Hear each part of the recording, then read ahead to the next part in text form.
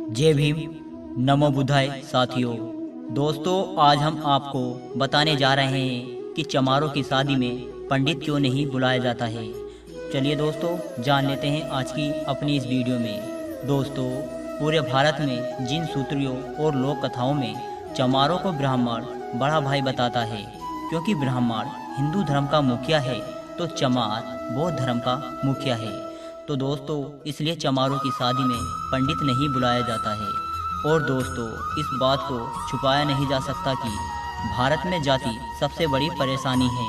भारत में बौद्धों, ईसाइयों, मुसलमानों, सिखों में भी जाति है और उनमें भी ऊंची नीची वाली जाति आज भी मौजूद हैं। लेकिन बात सिर्फ हिंदू जातियों की इसलिए की जाती है कि क्योंकि हिंदू बहुसंख्यक हैं और जातियों में फूट डालकर यह जातिवाद को बढ़ावा देकर ये सत्ता हासिल की जा सकती है या धर्म आंतरण किया जा सकता है।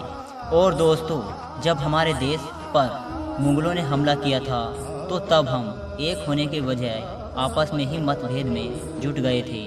उस दौरान यह कहा गया था कि जो क्षत्रिय है वो ही लड़ेगा और जो नीची जाति का है वह बैठकर तमाशा देखेगा।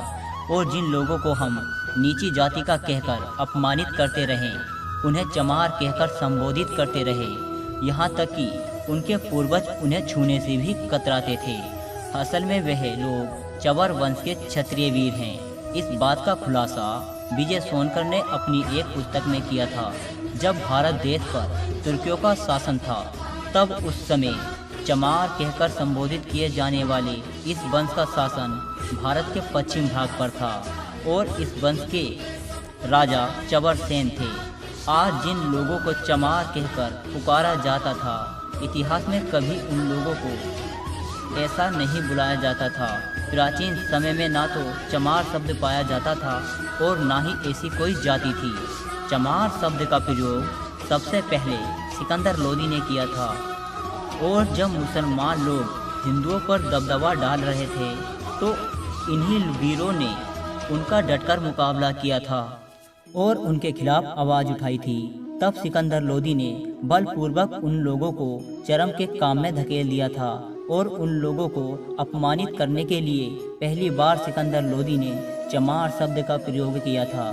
चमार कहे जाने वाले इस जाति के गुरु संत रैदास थे। उन्होंने सारे संसार के सामने मुल्ला फ़कीर को हरा दिया था। मुल्ला फ़कीर ने अपनी हार मानकर इस्लाम को त्याग कर वह हिंदू बन गए थे।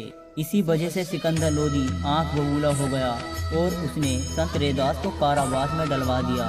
उसके बाद चवर वंश के उन वीरों ने दिल्ली को चारों तरफ से घेर लिया, जिसके कारण मजबूर होकर सिकंदर लोदी को संत रैदास को छोड़ना ही पड़ा था। चवर वंश के इन वीरों ने कई बलिदान दिए हैं और सोचने वाली बात तो यह है कि इतना जुल्म सहन करने के बाद भी इन लोगों ने अपना धर्म नहीं त्यागा और हिंदू ही बने रहे, कभी भी इस्लाम धर्म को नहीं अपनाया। तो दोस्तों, आपको हमारी यह जानकारी कैसी लगी हमें कमेंट करके ज़रूर बताएं। जय भीम, जय भारत।